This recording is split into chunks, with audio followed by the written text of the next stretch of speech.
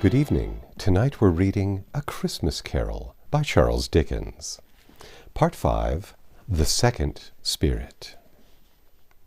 Awakening in the middle of a prodigious tough snore and sitting up in bed to get his thoughts together, Scrooge had no occasion to be told that the bell was again striking upon the stroke of 1. He felt that he was restored to consciousness in the right nick of time for the especial purpose of holding a conference with the second messenger dispatched to him through Jacob Marley's intervention. But finding that he turned uncomfortably cold when he began to wonder which of his curtains this new spectre would draw back, he put them every one aside with his own hands, and, lying down again, established a sharp lookout all round the bed. For he wished to challenge the spirit on the moment of its appearance, and did not wish to be taken by surprise and made nervous.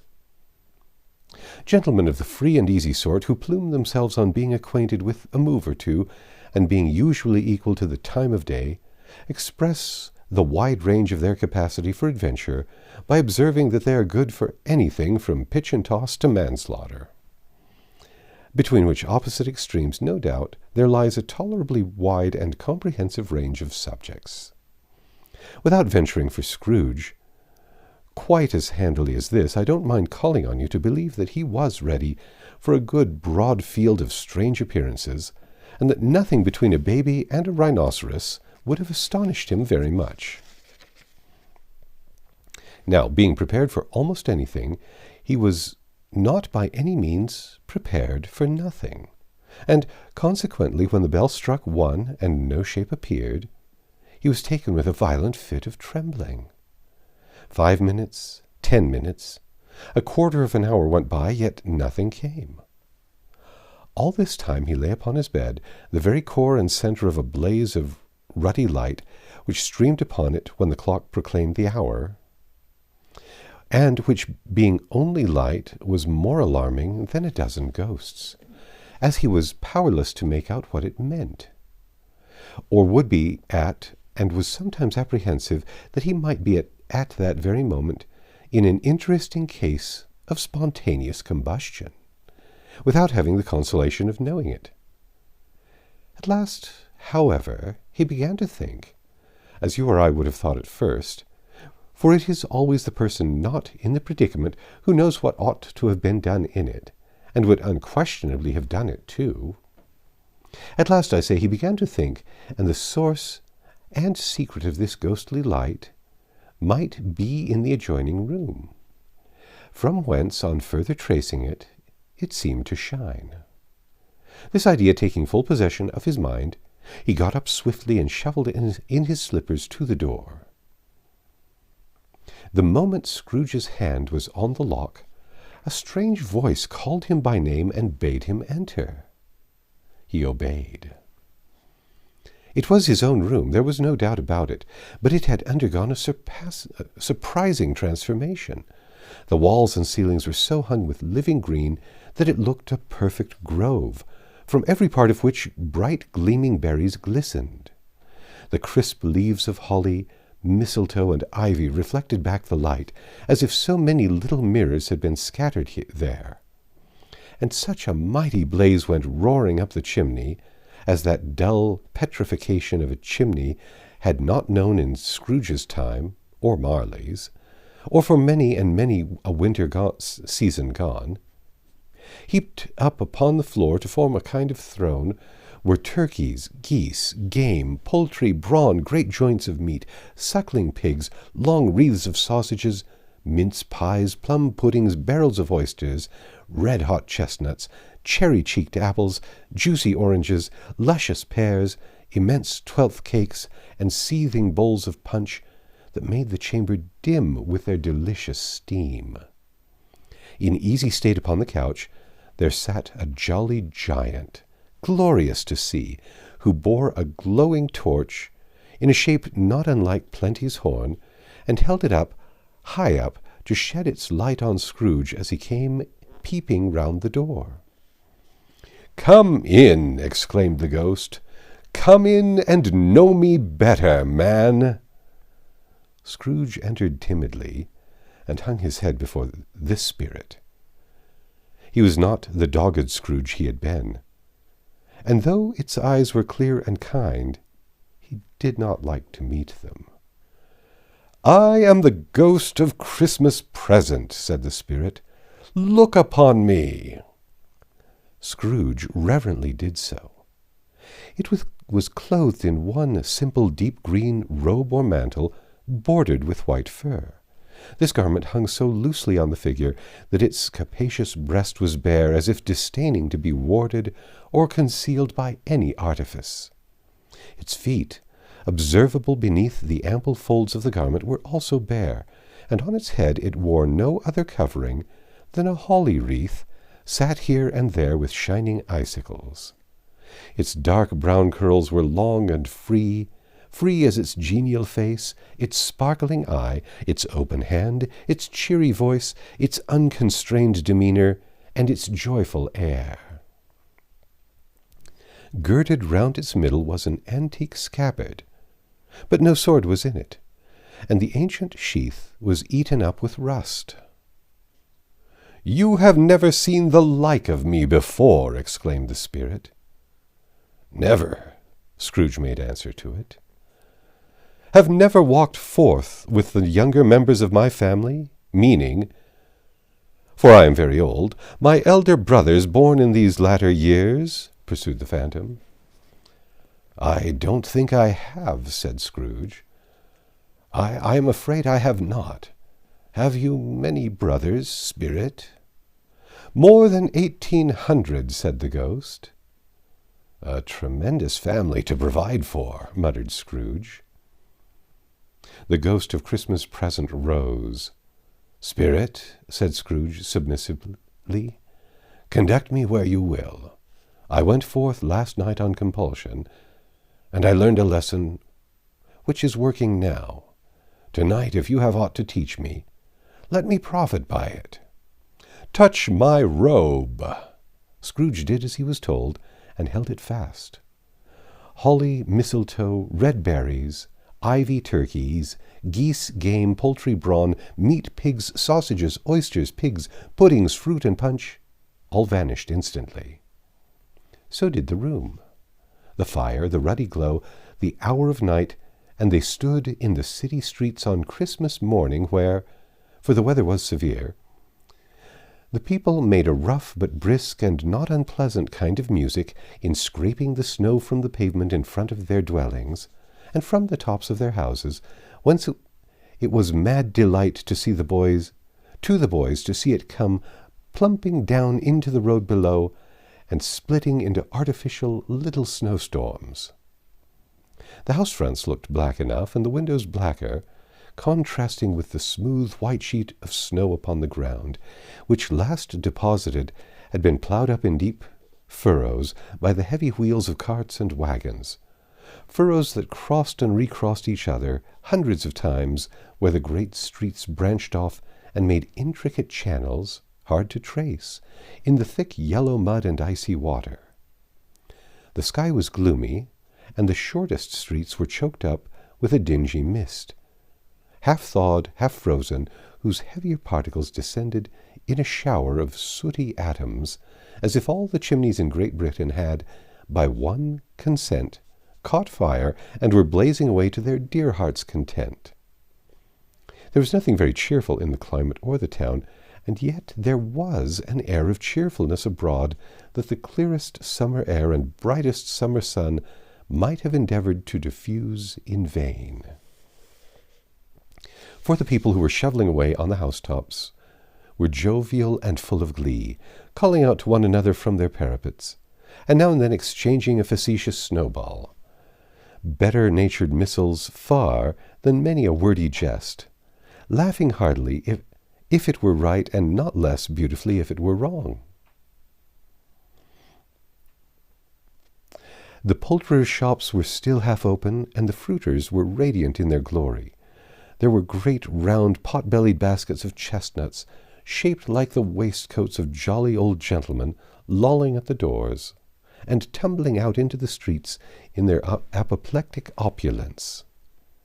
There were ruddy, brown-faced, broad-girthed Spanish onions, shining in the fatness of their growth like Spanish friars, and winking from their shelves in wanton slyness at the girls as they went by, and glanced demurely at the hung-up mistletoe. There were pears and apples, clustered high in blooming pyramids, and there were bunches of grapes made in the shopkeeper's benevolence to dangle from conspicuous hooks that people's mouths might water gratis as they passed. There were piles of filberts, mossy and brown, recalling in their fragrance ancient walks among the woods, and pleasant scufflings ankle-deep through withered leaves. There were Norfolk biffins, squab and swarthy, setting off their yellow in the oranges and lemons, and, in the great compactness of their juicy persons, urgently entreating and beseeching to be carried home in paper bags and eaten after dinner. The very gold and silver fish set forth among these choice fruits in a bowl, though members of a dull and stagnant-blooded race, appeared to show that there was something going on, and to a fish went gasping round and round their little world in slow and passionless excitement. The grocers, oh, the grocers, nearly closed with perhaps 2 shutters down or 1, but through those gaps such glimpses.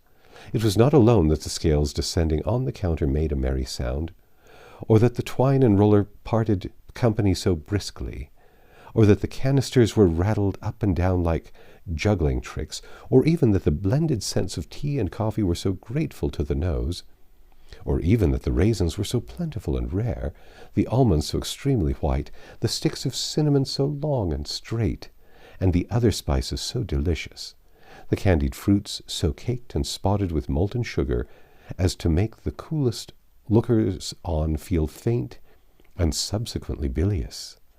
Nor was it that the figs were moist and pulpy, or that the French plums blushed in modest tartness from their highly decorated box, or that everything was good to eat and in its Christmas dress.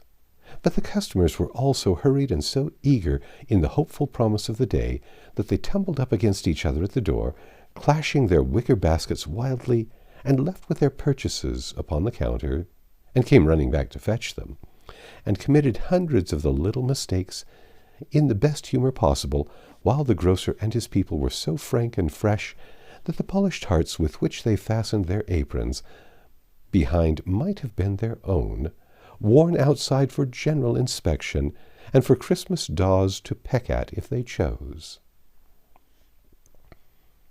But soon the steeples called good people all to church and chapel, and away they came, flocking through the streets in their best clothes and with their gayest faces, and at the same time there emerged from scores of by-streets, lanes, and nameless turnings, innumerable people carrying their dinners to the bakers' shops.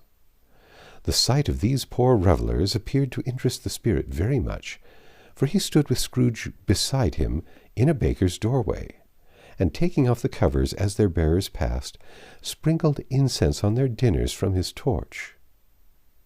And it was a very uncommon kind of torch, for once or twice, when there were angry words between some dinner-carriers who jostled each other, he shed a few drops of water on them from it, and their good humour was restored directly. For they said it was a shame to quarrel upon Christmas Day, and so it was. God love it, so it was. In time the bells ceased, and the bakers were shut, and yet there was a genial shadowing forth of all these dinners, and the progress of their cooking, in the thawed blotch of wet above each baker's oven, where the pavement smoked as if its stones were cooking too. "Is there a peculiar flavor that you sprinkle from your torch?" asked Scrooge. "There is. My own." "Would it apply to any kind of dinner on this day?" asked Scrooge. "To any kindly given. To a poor one most." "Why to a poor one most?" asked Scrooge. "Because it needs it most." "Spirit," said Scrooge after a moment's thought, "I wonder you, of all the beings in the many worlds about us, should desire to cramp these people's—" opportunities of innocent enjoyment. "I," cried the spirit. "You would deprive them of their means of dining every seventh day, often the only day when they can be said to dine at all," said Scrooge. "Wouldn't you?" "I?" cried the spirit. "You seek to close these places on the seventh day," said Scrooge, "and it comes to the same thing." "I seek it?" exclaimed the spirit. "Forgive me if I am wrong. It has been done in your name, or at least in that of your family," said Scrooge. "There are some upon this earth of yours," returned the spirit, "who lay claim to know us, and who do their deeds of passion, pride, ill will, hatred, envy, bigotry, and selfishness in our name, who are as strange to us and all our kith and kin as if they had never lived. Remember that, and charge their doings on themselves, not us." Scrooge promised that he would, and they went on, invisible as they had been before, into the suburbs of the town.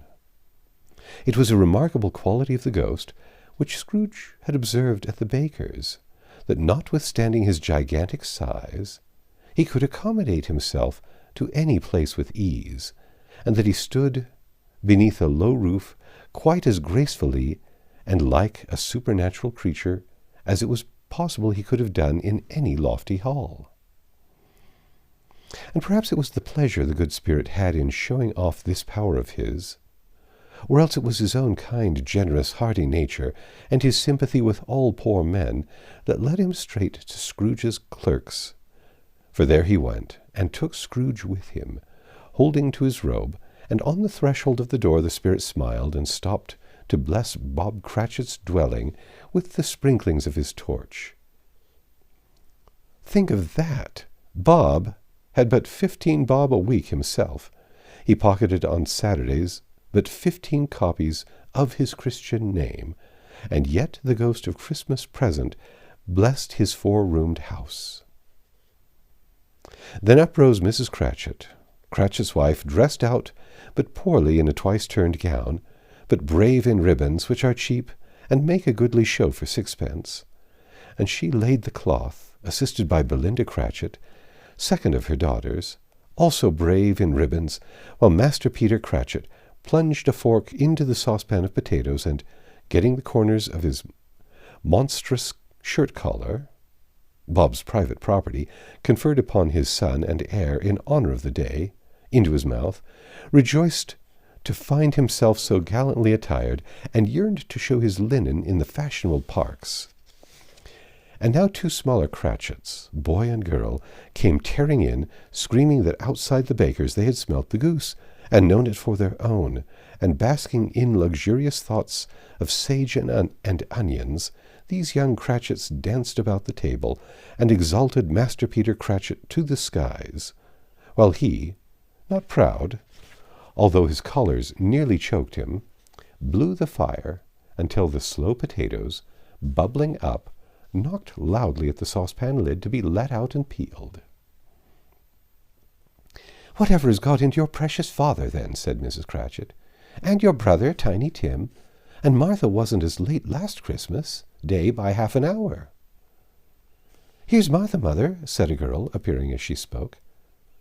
"Here's Martha, mother," cried the 2 young Cratchits. "Hurrah! There's such a goose, Martha."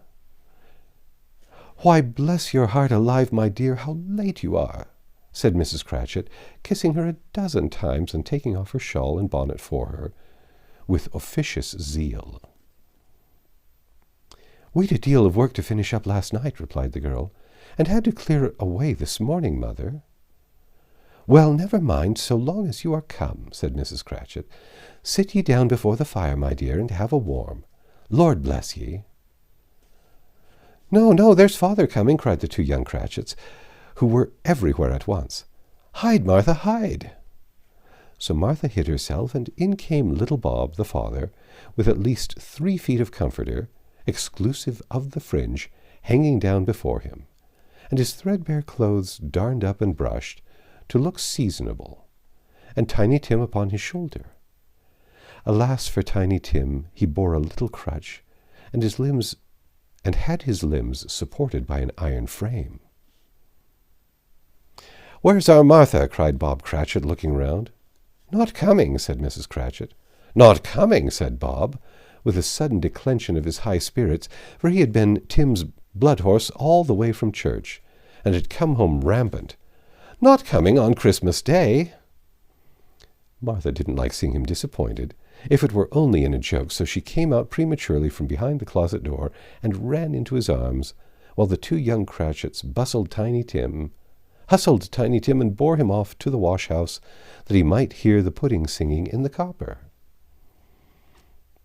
"And how did little Tim behave?" asked Mrs. Cratchit, when she had rallied Bob on his credulity, and Bob had hugged his daughter to his heart's content. "As good as gold," said Bob, "and better. Somehow he gets thoughtful sitting by himself so much, and thinks the strangest things you ever heard. He told me coming home that he hoped the people saw him in the church, because he was a cripple, and it might be pleasant to them to remember upon Christmas Day who made lame beggars walk and blind men see." Bob's voice was tremulous when he told this, and trembled more when he said that Tiny Tim was growing strong and hearty. His active little crutch was heard upon the floor, and back came Tiny Tim before another word was spoken, escorted by his brother and sister to his stool by the fire, while Bob, turning up his cuffs, as if, poor fellow, they were capable of being made more shabby, compounded some hot mixture in a jug with gin and lemons, and stirred it round and put it on the hob to simmer. Master Peter and the two ubiquitous young Cratchits went to fetch the goose, with which they soon returned in high procession. Such a bustle ensued that you might have thought a goose the rarest of all birds, a feathered phenomenon to which a black swan was a matter of course, and in truth it was something very like that in that house. Mrs. Cratchit made the gravy, ready beforehand in a little saucepan, hissing hot. Master Peter mashed the potatoes with incredible vigor. Miss Belinda sweetened up the applesauce. Martha dusted the hot plates. Bob took Tiny Tim beside him in a tiny corner at the table, and the two young Cratchits set chairs for everybody. Not forgetting themselves, and mounting guard upon their posts, crammed spoons into their mouths, lest they should shriek for goose before their turn came to be helped. At last the dishes were set on, and grace was said. It was succeeded by a breathless pause as Mrs. Cratchit, looking slowly all along the carving-knife, prepared to plunge it in the breast. But when she did, and when the long-expected gush of stuffing issued forth, one murmur of delight arose all round the board, and even Tiny Tim, excited by the two young Cratchits, beat on the table with the handle of his knife, and feebly cried, "Hurrah!" There never was such a goose. Bob said he didn't believe there ever was such a goose cooked. Its tenderness and flavor, size and cheapness were the themes of universal admiration. Eked out by the applesauce and mashed potatoes, it was a sufficient dining for the whole family. Indeed, as Mrs. Cratchit said with great delight, surveying one small atom of a bone on the dish, they hadn't ate it all at last. Yet every one had had enough, and the youngest Cratchits in particular were steeped in sage and onions to the eyebrows. But now, the plates being changed by Miss Belinda, Mrs. Cratchit left the room alone, too nervous to bear witnesses, to take the pudding up and bring it in. Suppose it should not be done enough? Suppose it should break in turning out? Suppose somebody should have got over the wall of the backyard and stolen it, while they were merry with the goose? A supposition at which the two young Cratchits became livid. All sorts of horrors were supposed. Hallo! A great deal of steam. The pudding was out of the copper. A smell like a washing day.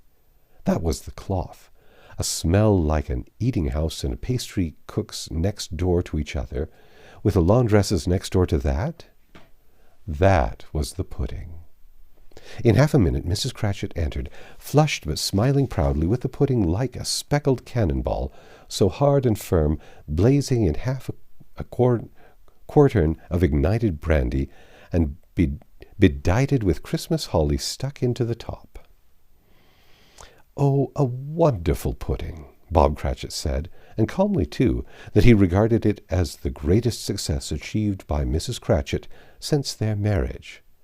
Mrs. Cratchit said that now the weight was off her mind, she would confess she had had her doubts about the quantity of flour.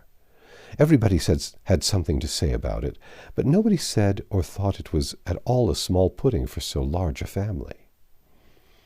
It would have been flat heresy to do so.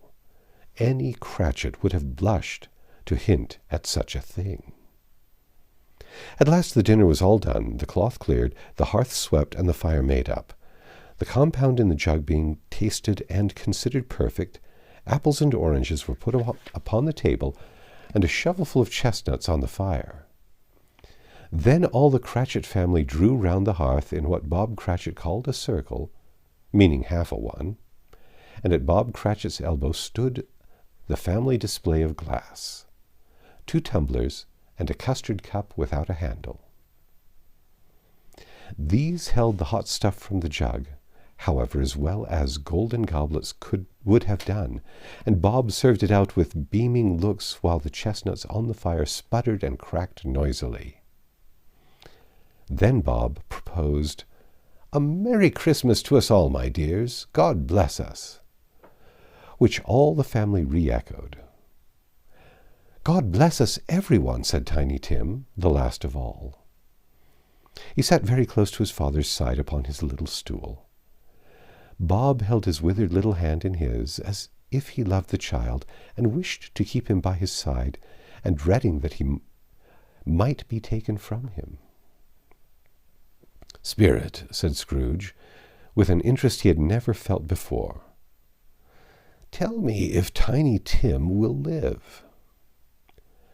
"I see a vacant seat," replied the ghost, "in the poor chimney corner, and a crutch without an owner, carefully preserved.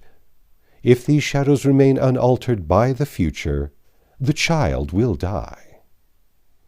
"No, no," said Scrooge. "Oh, no, kind spirit, say he will be spared."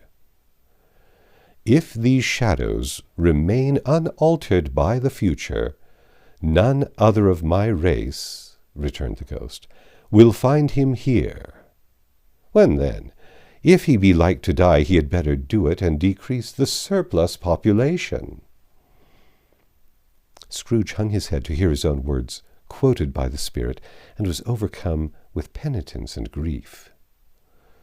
"Man," said the ghost, "if man you be in heart, not adamant, forbear that wicked cant until you have discovered what the surplus is and where it is. Will you decide what men shall live and what men shall die? It may be that in the sight of heaven you are more worthless and less fit to live than millions like this poor man's child.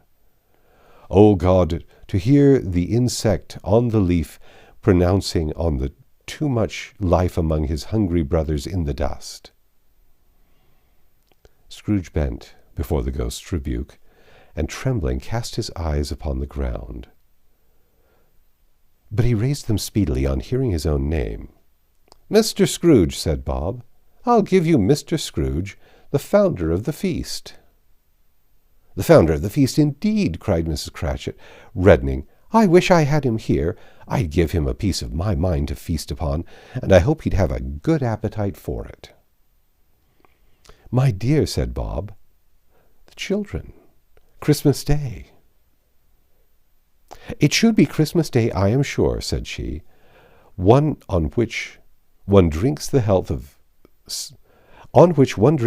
such an odious, stingy, hard, unfeeling man as Mr. Scrooge. You know he is, Robert. Nobody knows it better than you do, poor fellow." "My dear," was Bob's mild answer, "Christmas Day." "I'll drink his health for your sake and the day's," said Mrs. Cratchit. "Not for his. Long life to him. A Merry Christmas and a Happy New Year. He'll be very merry and very happy, I have no doubt. The children drank the toast after her. It was the first of their proceedings which had no heartiness in it. Tiny Tim drank it last of all, but he didn't care twopence for it. Scrooge was the ogre of the family. The mention of his name cast dark shadows on the party, which was not dispelled for full 5 minutes. After it had passed away, they were 10 times merrier than before, from the mere relief of Scrooge the Baleful being done. Bob Cratchit told them how he had a situation in his eye for Master Peter, which would bring in, if obtained, full 5 and 6 weekly. The 2 young Cratchits laughed tremendously at the idea of Peter's being a man of business, and Peter himself looked thoughtfully at the fire from between his collars, as if he were deliberating what particular investments he should favor, when he came into the receipt of that bewildering income. Martha, who was a poor apprentice at a milliner's, then told them what kind of work she had to do, and how many hours she worked at a stretch, and how she meant to lie abed tomorrow morning for a good long rest. Tomorrow being a holiday, she passed at home. Also, how she had seen a countess and a lord some days before, and how the lord was much about as tall as Peter, at which Peter pulled up his collars so high that you couldn't have seen his head if you had been there. All this time the chestnuts and the jug went round, and by and by they had a song about a lost child traveling in the snow, from Tiny Tim, who had a plaintive little voice and sang it very well indeed. There was nothing of high mark in this. They were not a handsome family. They were not well dressed. Their shoes were far from being waterproof. Their clothes were scanty, and Peter might have known, and very likely did, the inside of a pawnbroker's.